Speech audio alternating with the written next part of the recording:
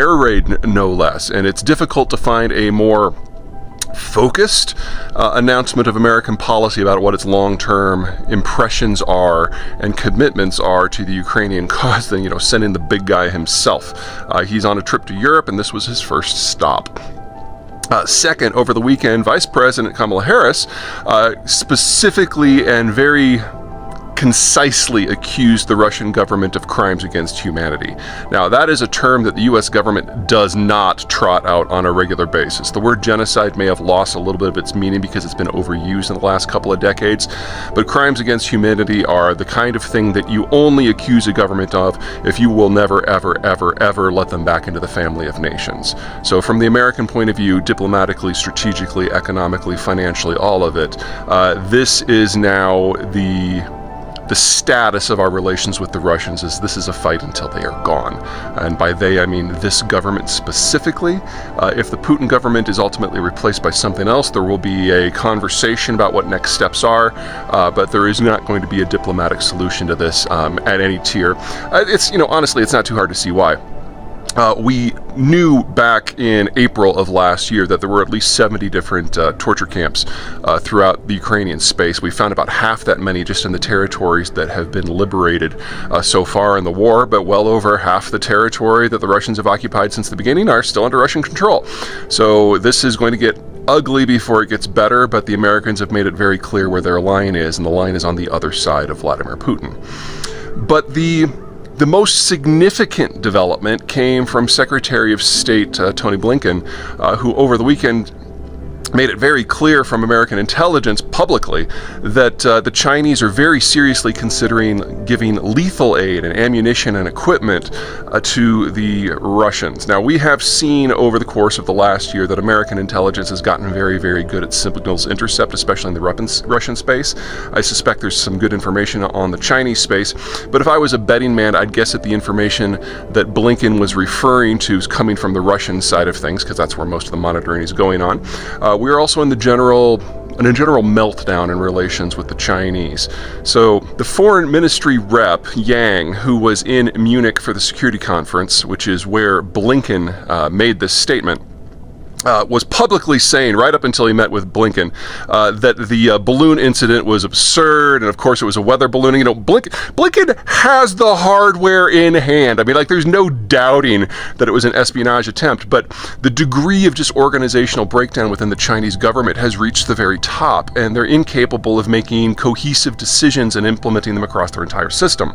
So if we're having a system that is driven entirely by propaganda, and the propaganda is just quite literally batshit crazy, it's not that the United States is upping the ante here and pushing for a more hostile relationship. It's that the Chinese are now incapable of being a good faith actor, and we're seeing a degree of disintegration across the decision-making apparatus. And it appears, at least from the American point of view, that is now going into strategic fields with assistance to the Russians on hand. As Senator Lindsey Graham put it in that charming South Carolina way he has, if you jump on the Putin train now, you're dumber than dirt.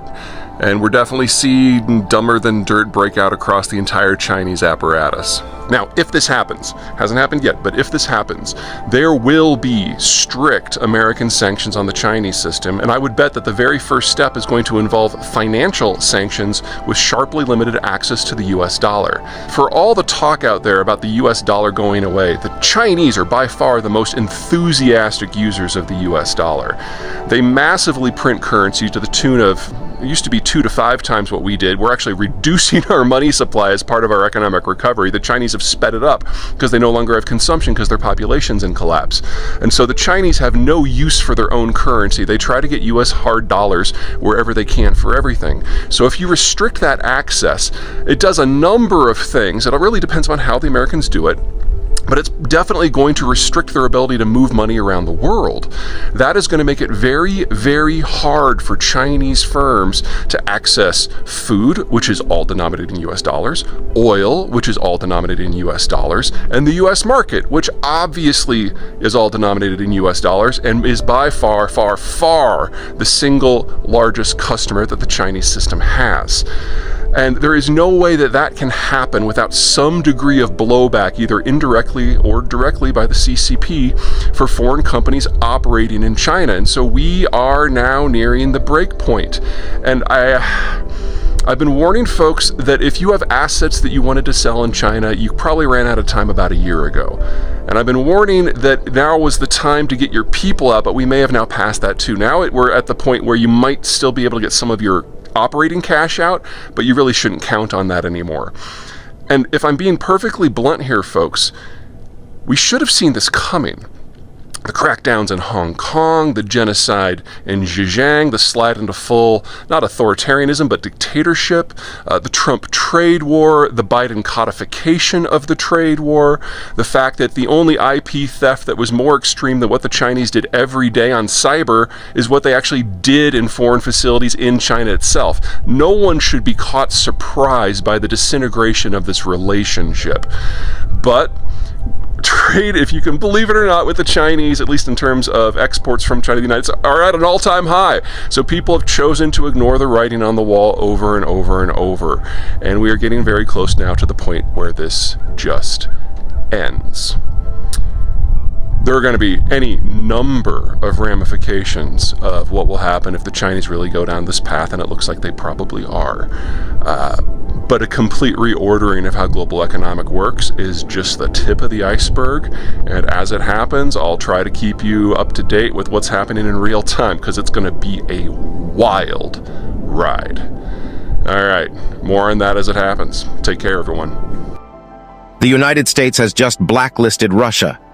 Let's take a look at what this means. In Russia, the immediate response was to denounce the move as an unjustified and hostile act. The Russian government has already retaliated by expelling all American diplomats and closing U.S. consulates and cultural centers in the country. The economic implications are significant as well. Russian companies with ties to the U.S. will face serious financial losses, and international investors will begin pulling out of Russian markets. The global energy market will also be thrown into chaos as European nations, which heavily rely on Russian oil and gas, scramble to find new sources of energy, causing prices to skyrocket. But the effects of the blacklist will also be felt around the world. The global economy is likely to be impacted as energy prices rise and international investors pull out of Russian markets.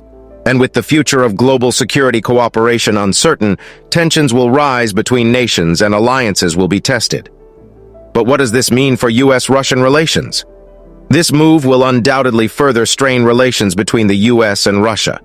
The future of global security cooperation becomes uncertain, and Russia will likely pivot towards other countries, seeking new alliances to offset the impact of the blacklist. It's clear that the blacklisting of Russia by the U.S. will have far-reaching effects on both countries and the world.